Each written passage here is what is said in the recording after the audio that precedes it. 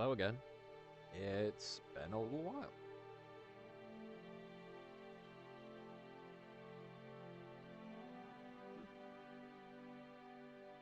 New audio setup feels weird. It'll take some getting used to, I think. That's if it works out. But there will be plenty of testing happening this evening, so I guess I'll know, one way or the other. Got a bit more prep work to do, and then we can start Minecraft.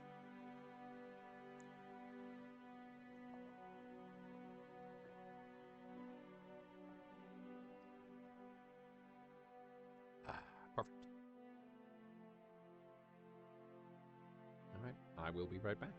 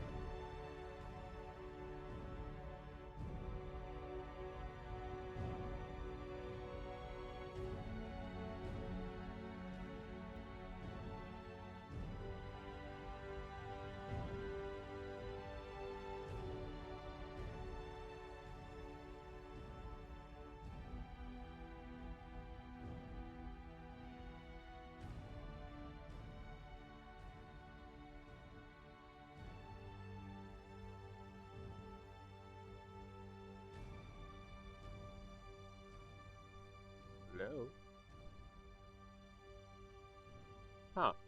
That's strange. Okay. Something to keep in mind. There's a button that silences the mic there, and if I accidentally bump it, then I might accidentally mute my mic.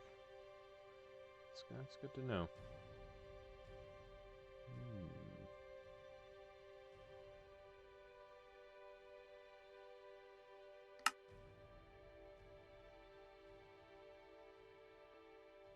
Anyway, I've got a sandwich here with me, which I will be eating throughout part of the first part of the street. I need to put the new setup through its paces.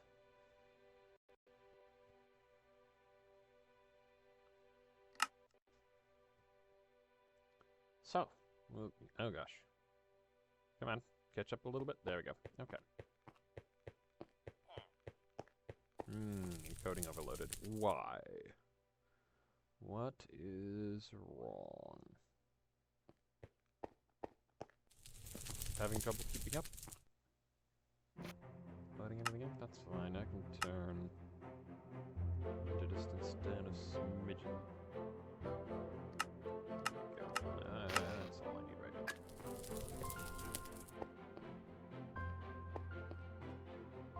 Okay.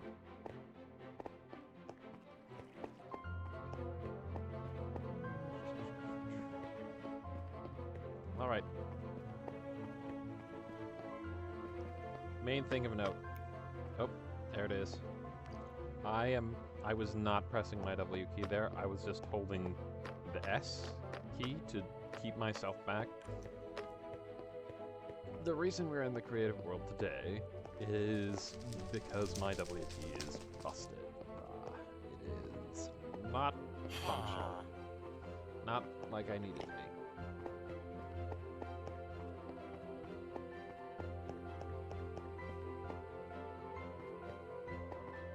Absurd amounts of time that this thing stays held down when I release it, and sometimes it stops working entirely. It seems like it's a mechanical thing because it sounds different. It sounds different than the other keys. But I've taken the keycap off, and the little plastic spring thing under that, I don't actually know what that's called.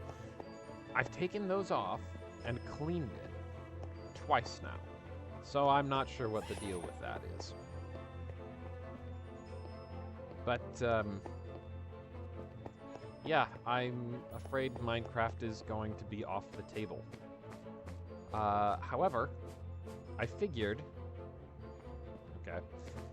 Next time I take my finger off the W key, I'll say, and then you can see just how bad it is. Okay, now. Yep. Okay. Anyway. I figured I would want to explain a few things about where I've been in regards to Minecraft during that whole break. Because I've kept playing Minecraft. And making plans and such for when I got back, but...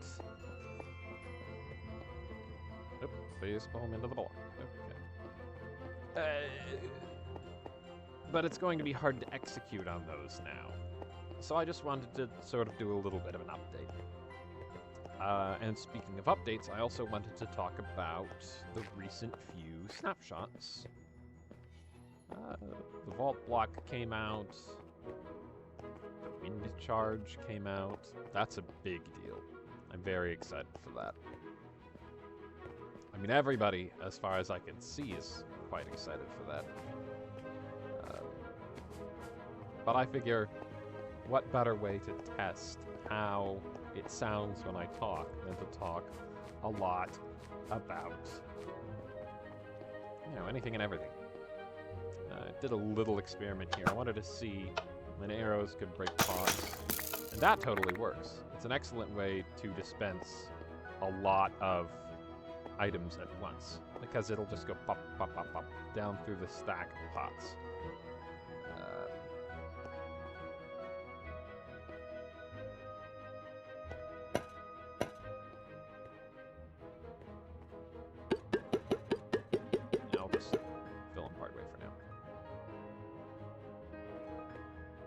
actually...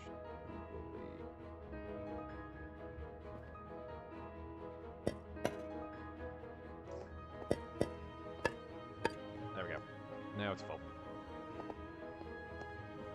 But this is the big one. I wanted a way to improve the speed of moving through the sewers. And just making it so that I could jump along the path was not ideal.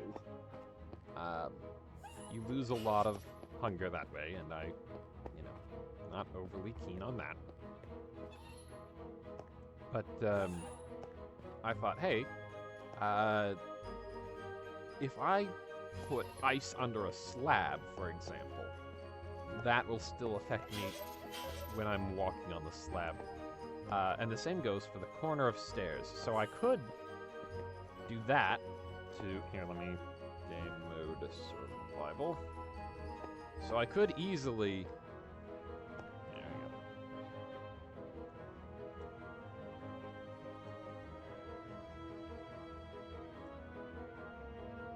go. Or... No.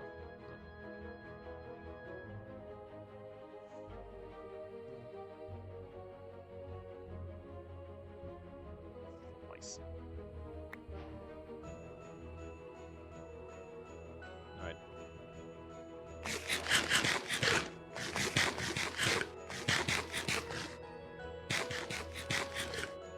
Knock that off.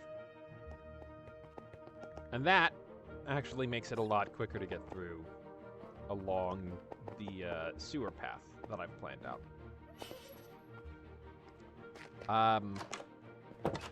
And I intended to start actually plotting out where the decorations would go and where the ambiance elements, like the dripstone and the water droplets, if I can find them, they're here somewhere. The water droplets would go in the final tunnel. That's one of the things that I planned to do on my return, because I think that would be something that would be fun to see on camera. But then I came up with a different plan. Soul speed works as well. And it works really well. Much better than the ice does. And it's less annoying. And you don't have to jump all the time. You can just sprint for good effect. And it's less annoying when you aren't moving because you don't have to deal with the ice physics. So ultimately I settled on soul sand or soul soil. Both of them work. You can see there. And acquiring soul speed boots. So that led to the next planned stream that I was going to do. A little bit of another quest. I had, let's see, 4 things that I needed to do in the Nether. I needed to acquire a soul speed book. I needed to gather a bunch of soul sand or soul soil, as the case may be. Probably soul soil, because if I take this off, you can see that I'm slow here, but on the soul soil, I am not slow. So I don't have to deal with the detrimental effects of soul sand if something happens to my soul speed boots. I also tested out, as you can see, I also tested out Depth Strider, and ultimately it wasn't worth it. Because if something happens to the Depth Strider boots, then I'd be in a bit of hot water.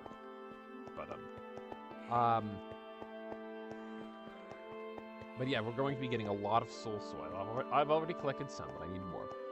We're going to be getting soul speed boots. We're going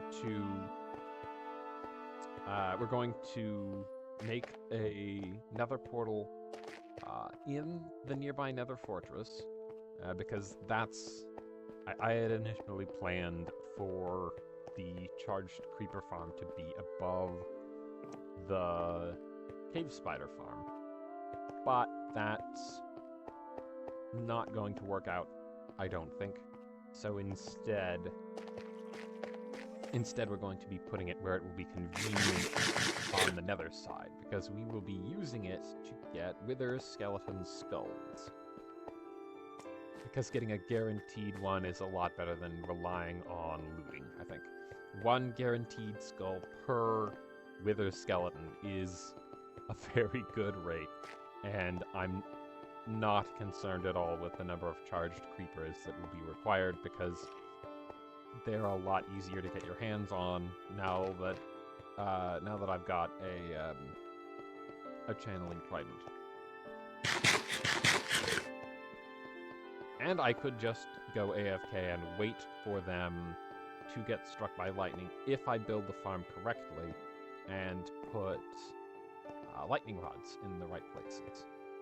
And that is how one of the original designs worked for that farm. I've made two designs, one for the trident and one for use with lightning rods.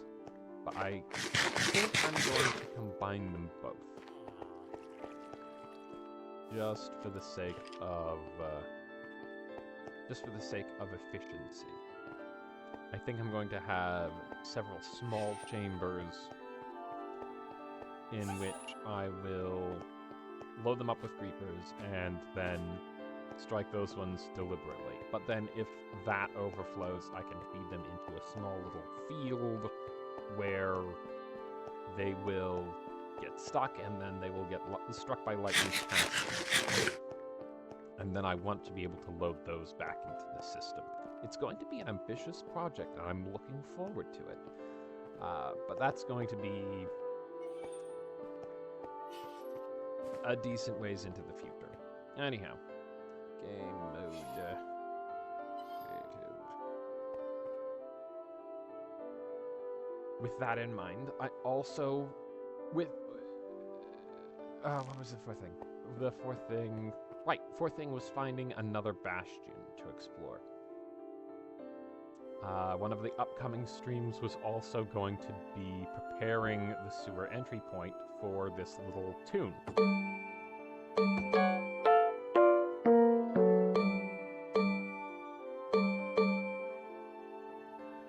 And, you know, building it appropriately, because it would have to be down at the tunnel level. But the tripwire that is meant to detect it is up far closer to the top of the tunnel. And I'd show it to you, but that would mean swapping worlds and also getting back from a little expedition that I was on when I last left off. And at the point that I decided that the W key was just unbearable to play with, I was kind of several thousand blocks from my base. So not a great spot for, you know, starting a stream in. I was looking for a mountain to dig under, as I have several times before. But that's one of the planned streams. Fingers not on the key. Let's see how far I go. Okay. That was one of the planned streams. But I had an interesting idea as well, and this is one that I can do in the creative world. Similarly to how I started coming up with, and I haven't continued this much, most of it also is the same thing. How I started making a wall for different things that you could add to arrows to induce status effects. I want to make a wall for trinkets. Mojang has been adding a bunch of attributes to the snapshots, and I don't think I have access to them in any way in this world. They might be in the experimental stuff, because I believe they fall under the 1.20 21 features.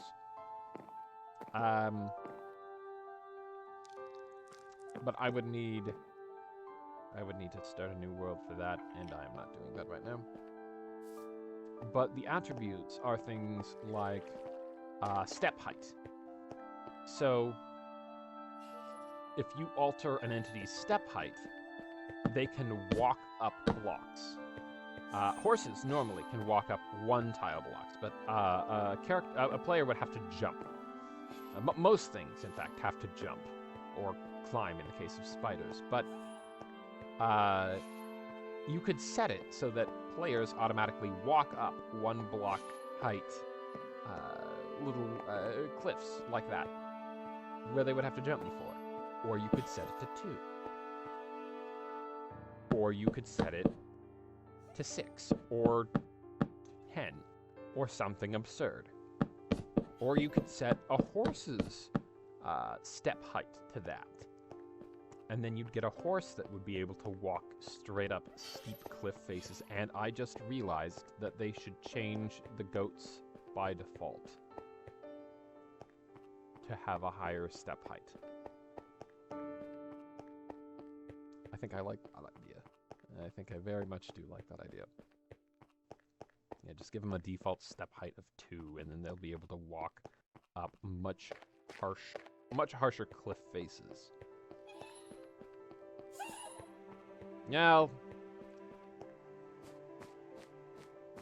maybe not, because it would look more along the lines like they're teleporting. Give them a default step height of 1, and then they'll be walking around up along the cliff faces without having to...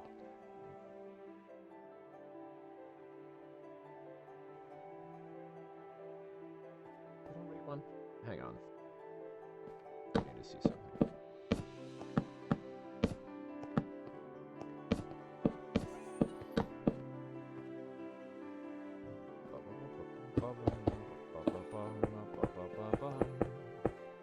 I need to test something.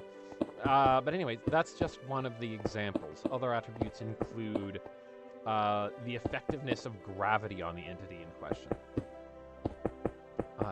the fall damage that they will take,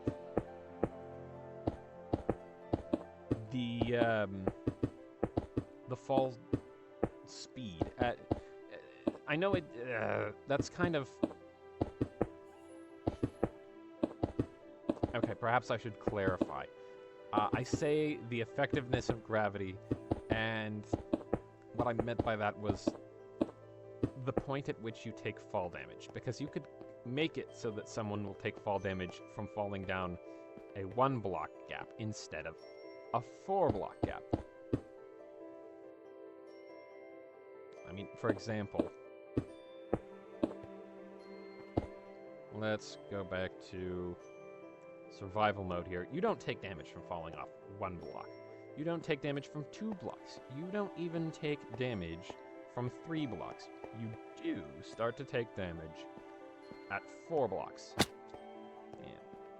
Yeah. But you could make it so that someone takes damage if they fall off a 3-block gap. You could make it so that someone takes damage if they fall off a 1-block gap. You could make it so that it's a negative number, and they will take damage from falling off a pixel, as though they had fallen off, in base game, a 20-block gap. It's pretty incredible, I think, what it is that they've been doing with the attributes. Size is an attribute. I believe base walk speed was also an attribute. I think it was? I don't recall.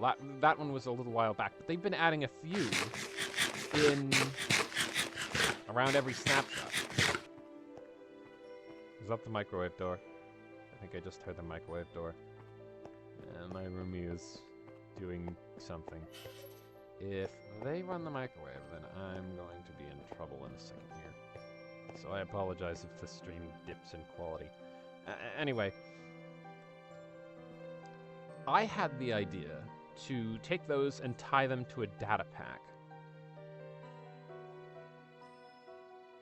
with the idea in mind that if you had a specific item in your inventory, and you could get that item from a particular loot table, or as a drop from a mob, or something like that, it would work similarly to how the accessories work in Terraria, where they would give you little bonus abilities.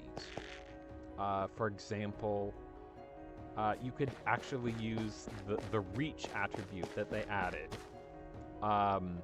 in place of the crab from the vote. You could actually make a crab claw item with a data pack, and then work it out so that if someone has the crab claw item in their inventory or in their offhand, that they would be granted extra reach from that attribute.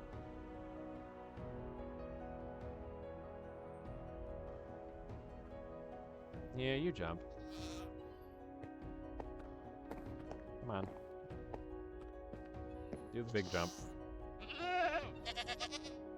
You can see them jump when they go, yeah, because they jump and then they land. But if they just walked up,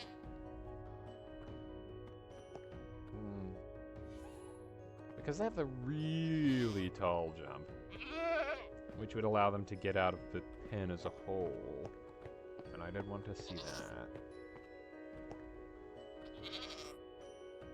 I'm sure one of them will eventually get set up with the area, and that's it.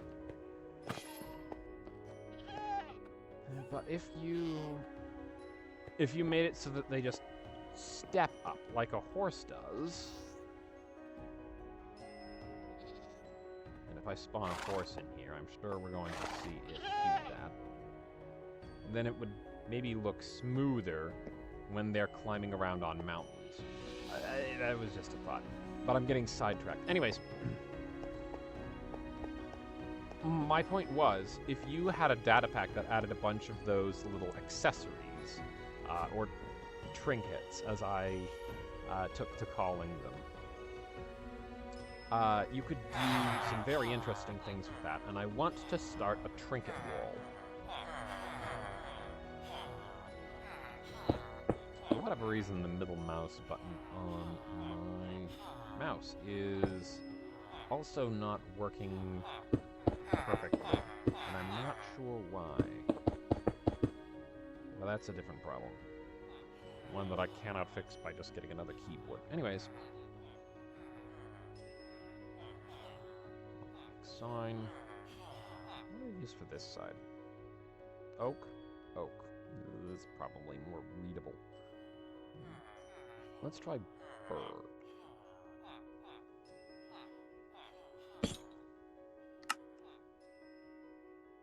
Wait, is that birch? No, that's oak. That's gotta be oak. No, it's birch. Hang on, how dark is the oak hanging sign?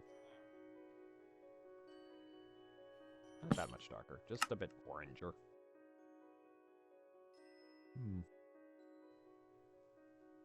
I want to compare that to the regular birch and oak signs.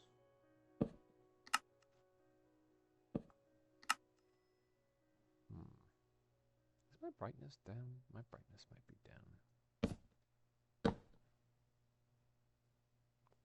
Yeah, I guess let's continue using birch.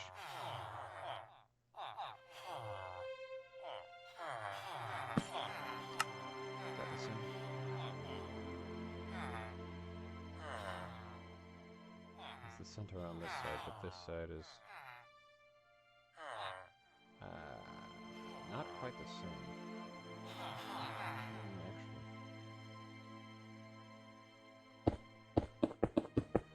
if I do this, then it will be.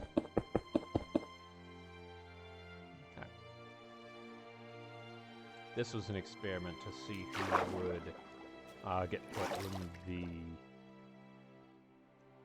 put in the copper tank that's closer to the center of my base, and the winner is a surprise. we'll be getting to that sometime later. But this is going to be the trinket wall. Let's...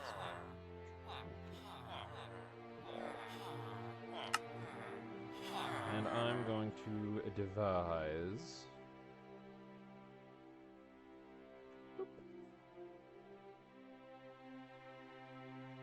several trinkets. And,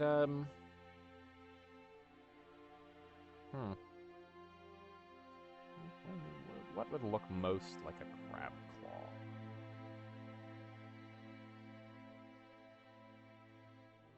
What looks like a crab claw?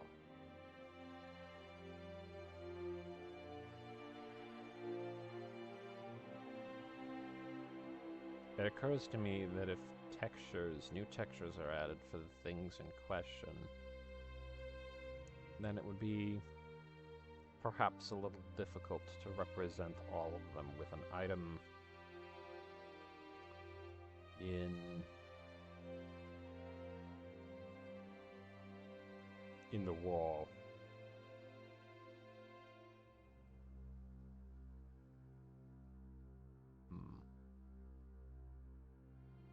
Oh well.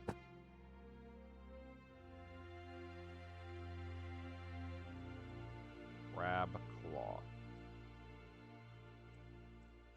Rare. You would find it in beach treasure chests. Beach.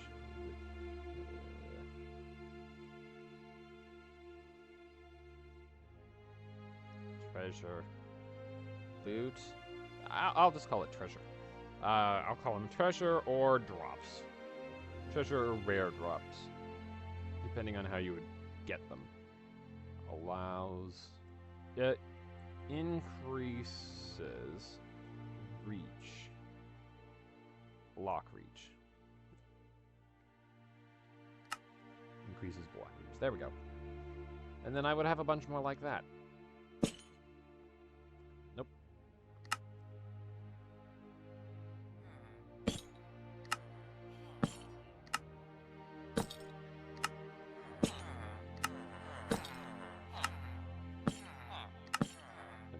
Nope.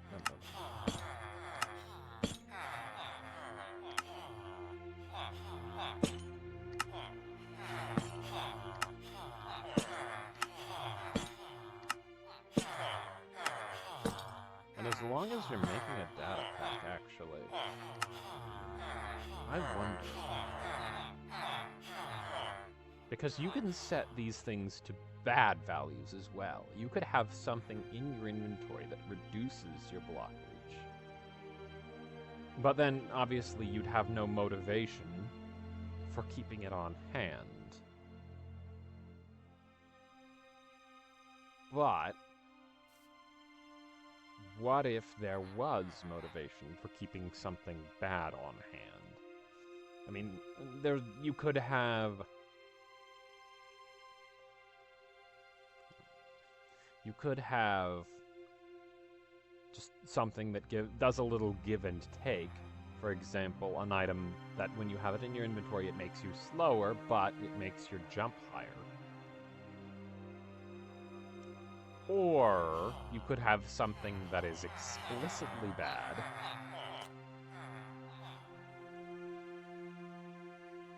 and you would only want it in your inventory for as short a time as possible.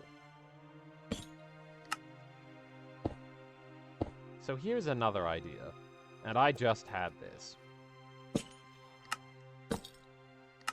Data packs can also, I believe, alter villager trades.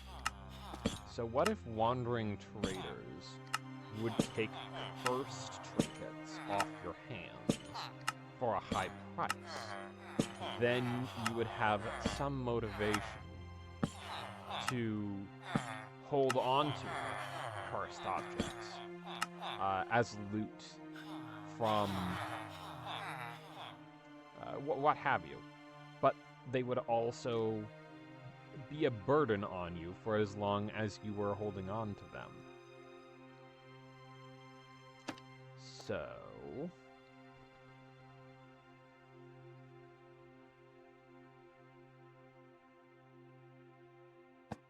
let's say...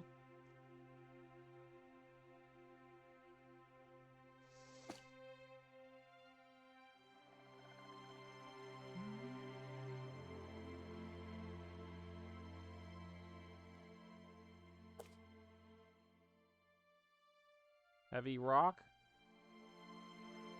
And then this could be... Well, no. What about...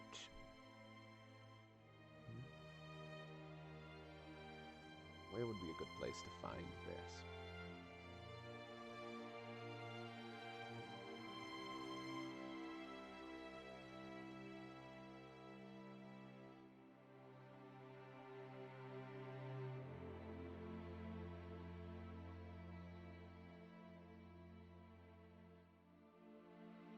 Maybe...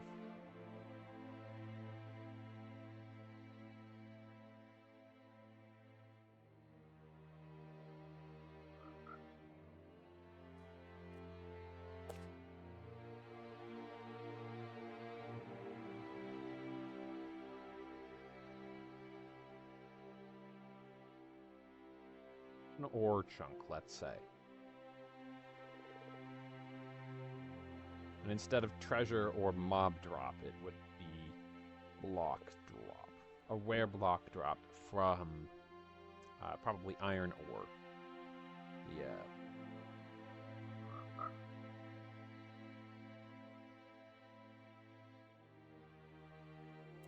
Hang on. Accidentally hit a button. Anyways, it would make your jump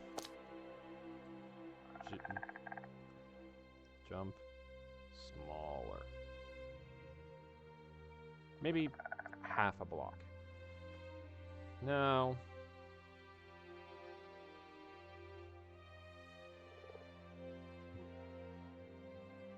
It's gonna suck to get that on the ground.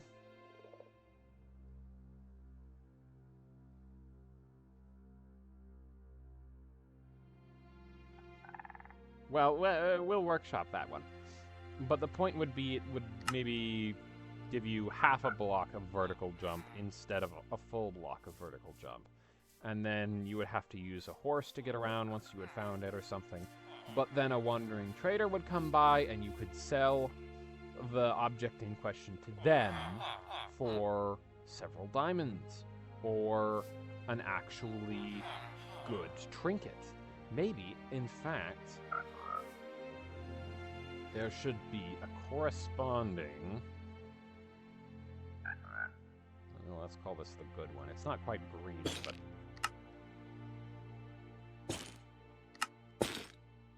And the wandering trader could take that.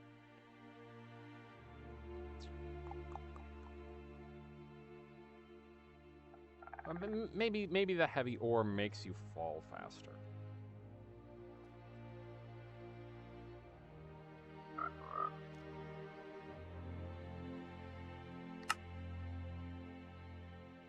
And then you could trade that in. No.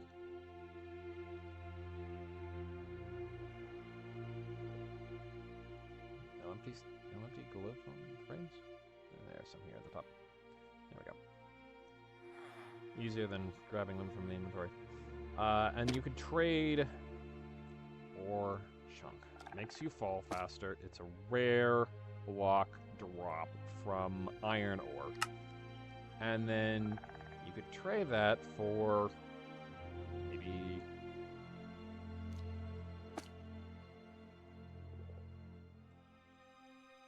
a... Falling faster isn't quite as big of a deal, but it would mess with MLG stuff. You could bring it home pretty easily enough. Let's say...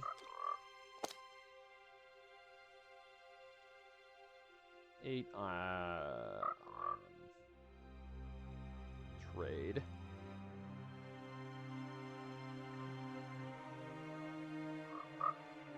Eight iron. Ingots.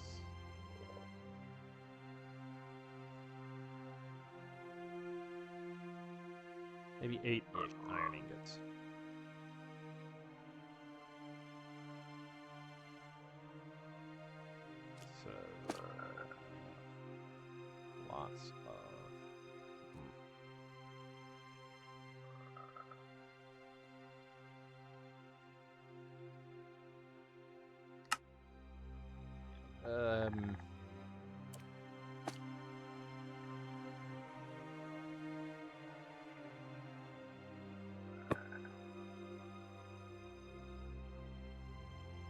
find one of these while mining, an ore chunk.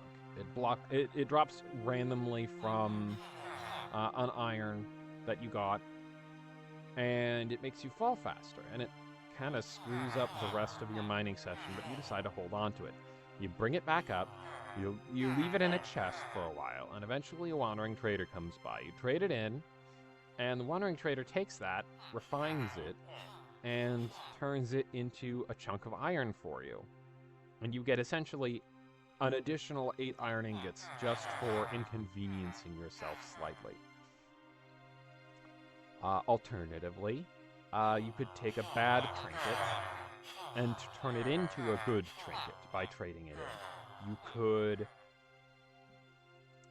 could take a bad trinket and just turn it into something very valuable, but it would have a bit more consequence to it. Like, it would be something that you could only find when you're far from your base, and then you would have to deal with an ill effect all the way home. Or you could, I guess, stick it in an ender chest and then check it out. I suppose that's a little bit of a flaw in the system. If you know you're going to be exploring and might run into some of the bad trinkets, you could then take an ender chest with you and shove it in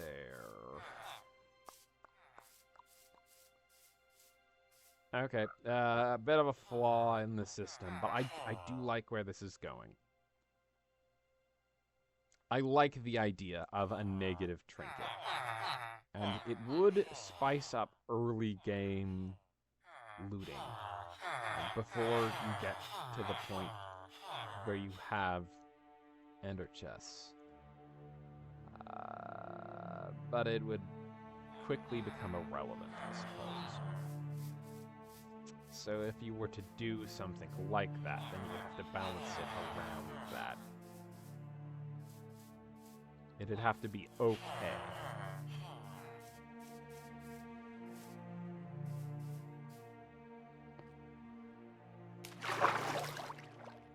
Worth the trouble, but not so worth the trouble that you would just go out to loot as many of the bad trinket in question as possible, shove them in an end chest, and get a ton of value with none of the repercussions.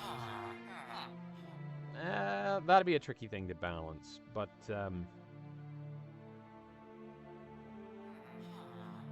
it would be interesting, and it would make wandering traders more interesting. I'm torn.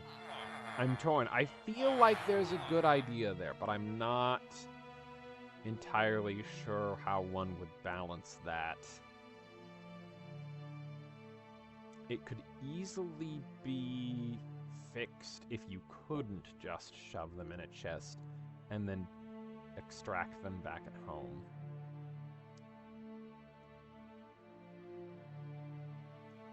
But it's...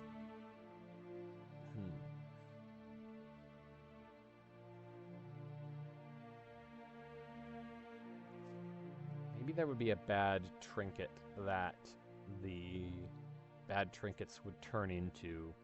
Ooh, there's an idea. Hang on. I've got another one. And this will balance it out. Or it will deal with the potential problem of just getting rid of it and not having to deal with the consequences.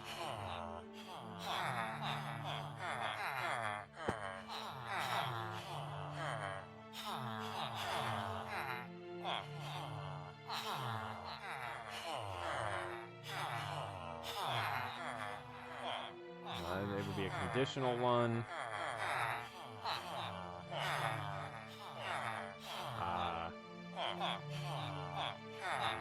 Places bad trinket in an energy. And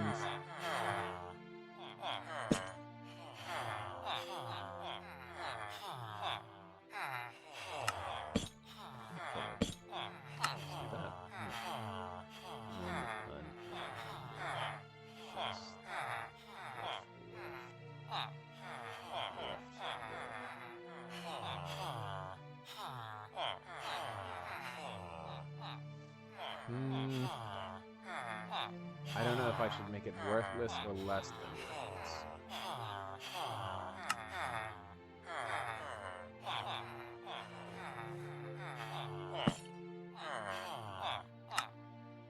Right.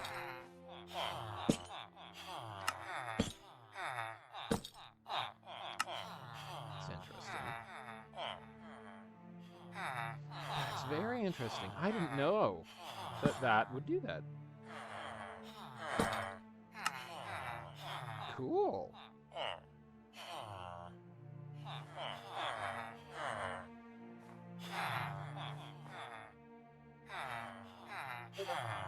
Huh. What? Been by a strange force.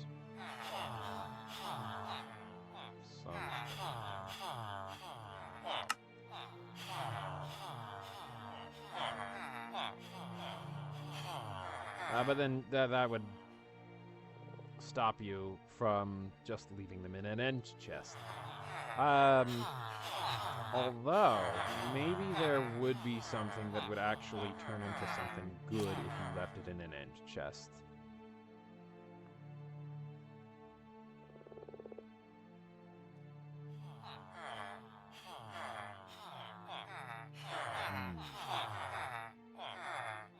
I feel like there's some interesting design space there. I'm not sure how doable that is. I don't do a lot with data packs. Anyway, actually, let me check what was on the docket. Explain sewer system stuff, discuss plans, plot out trinket system. Discuss latest snapshot stuff. Right. The wind charge.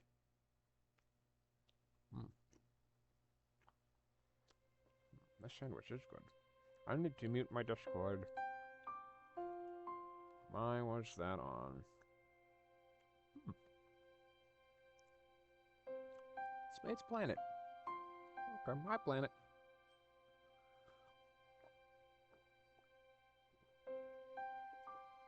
Not literally. I don't think he can hear me right now, but... Anyway. The wind charge is very interesting. What made that sound? Oh, it's you. I suppose I can put up with your presence. Anyway. It's very interesting.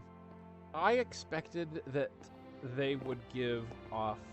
I expected that they would drop breeze rods, similarly to how blazes drop blaze rods.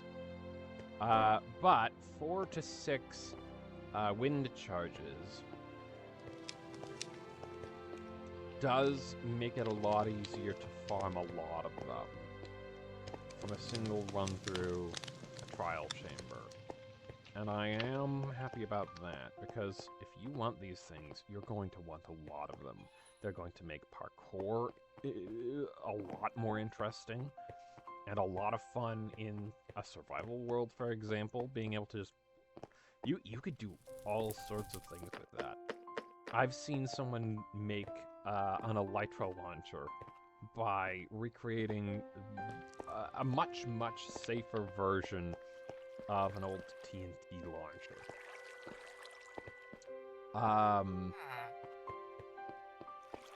You could... I actually have some interesting other thoughts about using them for an elevator, but I did actually... I may have created a more...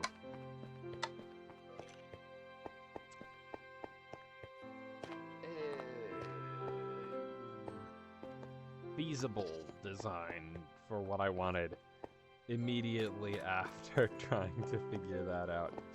I had an idea where wind charges could blow you up an elevator shaft 1 floor at a time. And then bam, knock back, slam you out of the elevator shaft at your desired floor. But honestly, if you're going to be doing a multi-floor elevator that spits you out at the correct floor, it would just be easier if you had a water elevator that took a bucket out of the water column in question at the floor that you want to be at.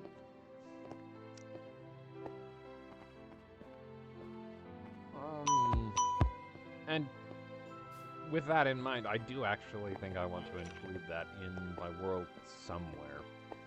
And I think I have just the place for it, actually. Instead of having multiple water elevators that go to the various strip mining levels for different ores, there would be one water elevator, and then you would have a control at the bottom that would take you to the ideal level for your ore of choice.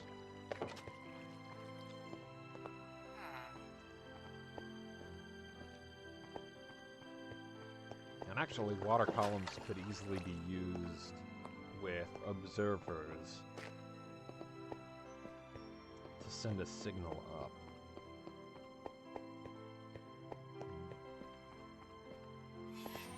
That would probably be the easiest way to do that, wouldn't it? Very interesting. I'm going to plot out a design for that in the creative world somewhere. But, wind chargers are fascinating. I did think that turning a breeze rod into breeze powder might have more applications in various systems. Enchanting systems or brewing systems or what have you. And technically, a wind charge could do that as well, but I figured that the breeze rod would then be turned into breeze powder, which then would be turned into a wind charge to mirror how it's done with the Blaze products.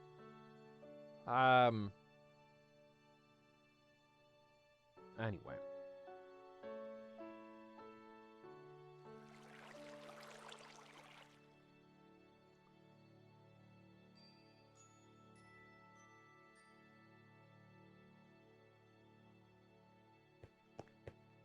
I'm not sure how I feel about that. I'm very excited for the wind charge, but I don't know how I feel about what seems to me like it might be a missed opportunity.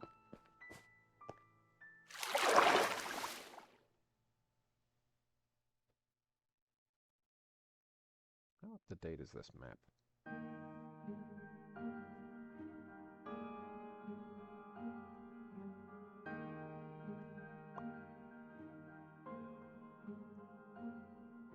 The answer is it isn't.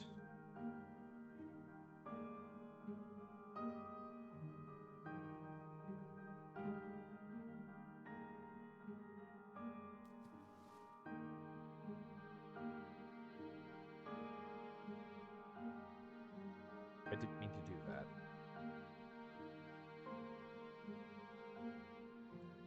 Dang it. Well, this is Site 2 anyways. I am constantly forgetting which one of these is grab and which one of these is copy over. Anyway.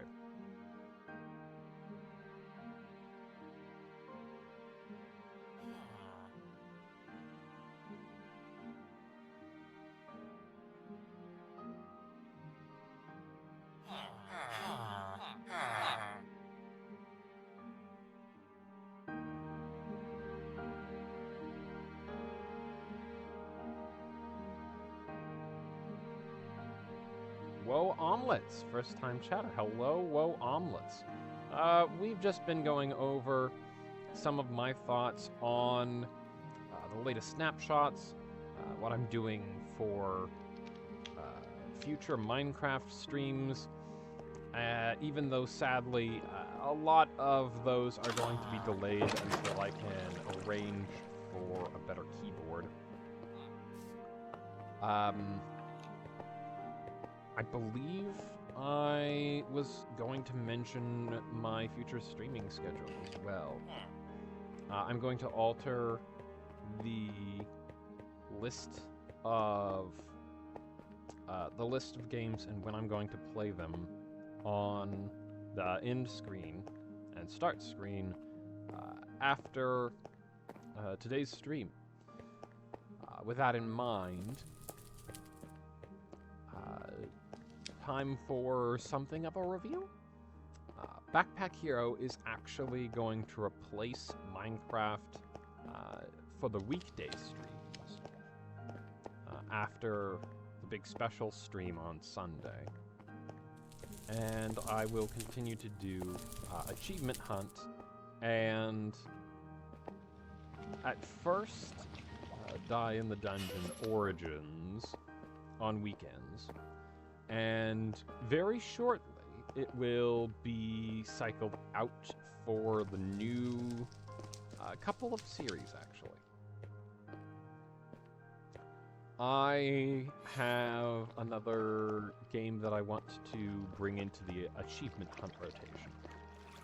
And there is the new game that I'm doing as a series that will be revealed during the special stream on Sunday. So stay tuned for that. That's going to be a very interesting stream indeed. I will be dropping hints as to what it is throughout the stream and then revealing it at long last at the very end. So you will want to tune in and then stick around.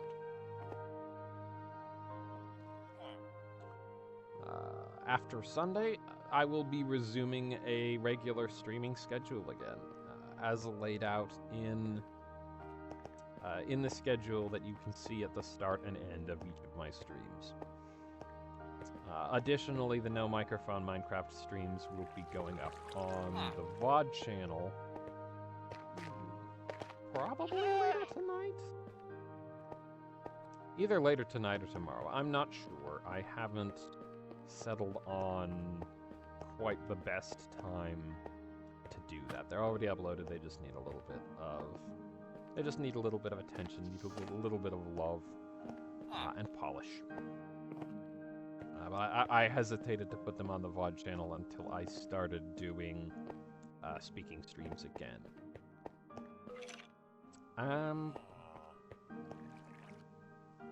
Let me see. I had other things here.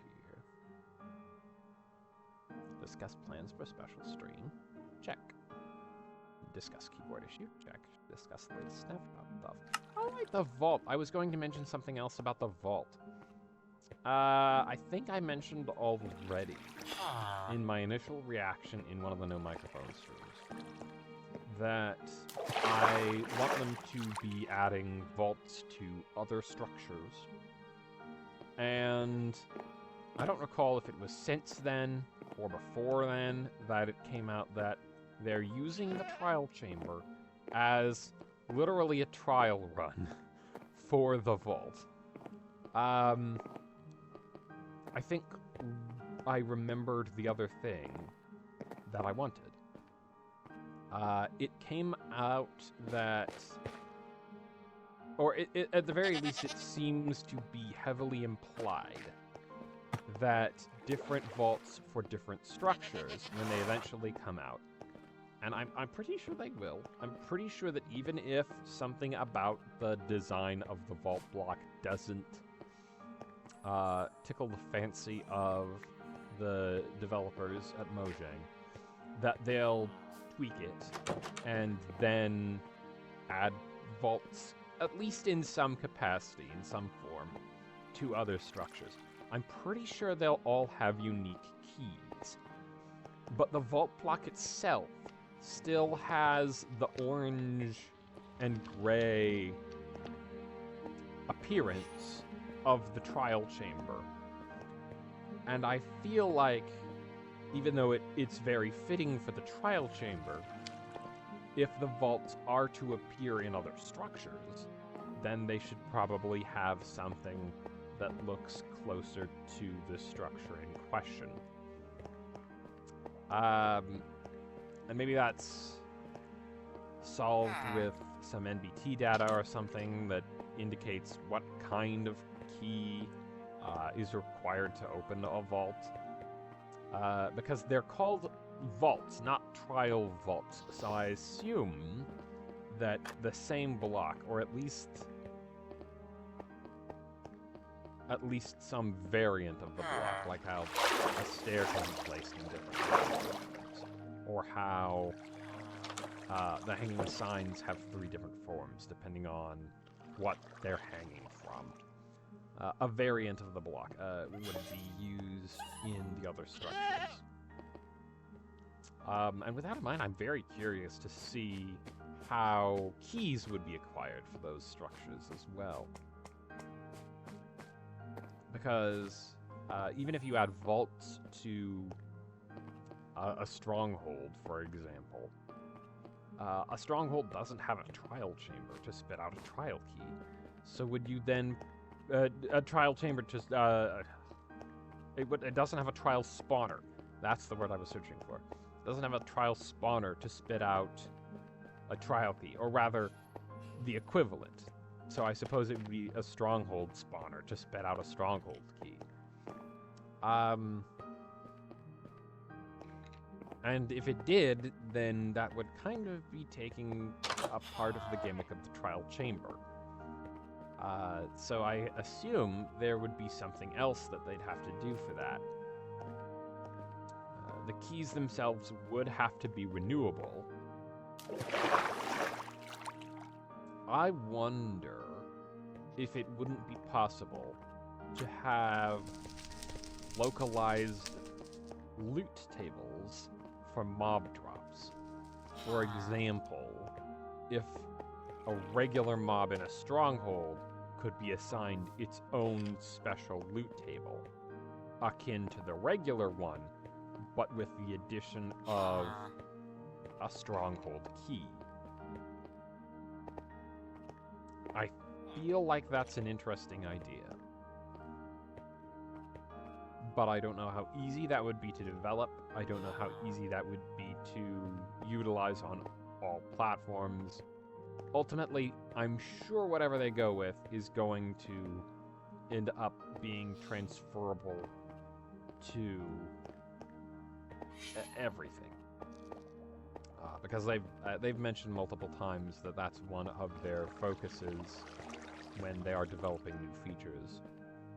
And honestly, I can respect that. Java players can't be the only ones who are eating good. And speaking of eating good, I'm going to have more of this sandwich. Oh, yeah. Putting the mic through its paces. And hopefully, the new headphones as well aren't messing up my perception of how loud the game and the music is compared to my voice.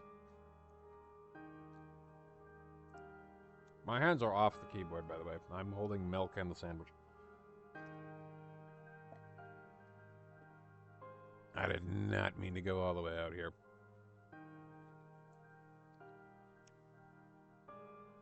I don't think I have yet on stream run into the issue where my W key stops working, but I've also been holding it down a lot of the time. Tap, tap, tap, tap, tap, tap, tap, tap, tap, tap, tap. You can hear it. It's different. Anyway, a lot of the problems have been fixed. But other problems remain. I'll just solve those as they come up. So I suppose your first big clue to the 2 games that I'm planning to play next, the new addition to Achievement Hunt, and the Secret series that I'm going to be playing on weekends. Neither of those have the W key, which I'm very grateful for because I planned this out a while beforehand. And I'm thankful that Backpack Hero and Piglin don't utilize the W key either. Anyway, with all of that said and done, I think that's going to be the end of the stream today. I've been rambling for an hour. Hopefully that's enough data to work with in regards to the new audio setup. And I feel like I've pretty adequately explained everything that's been going on in the Minecraft world. I'm going to continue to catch interesting fish for the fish tank. We have to finish that off. I'm going to continue to look for that particular structure under mountains. I assure you, when we get there, my first experience actually going into and exploring one since a long time ago, will actually be on camera.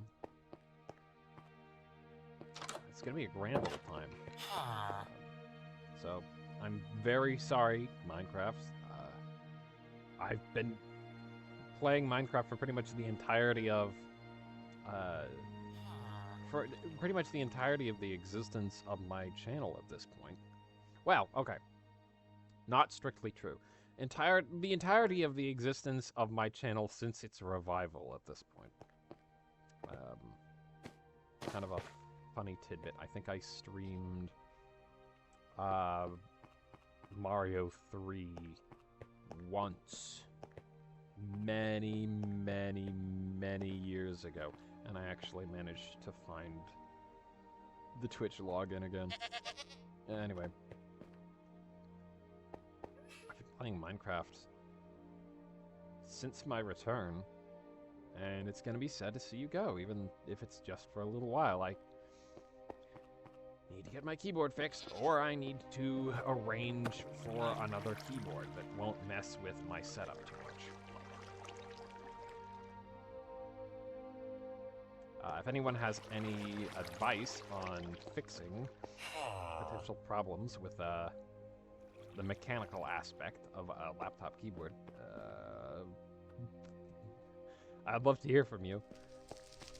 But until such a time as it can be fixed, I'm gonna have to say goodbye to Minecraft. So, goodbye, Minecraft. It's been good.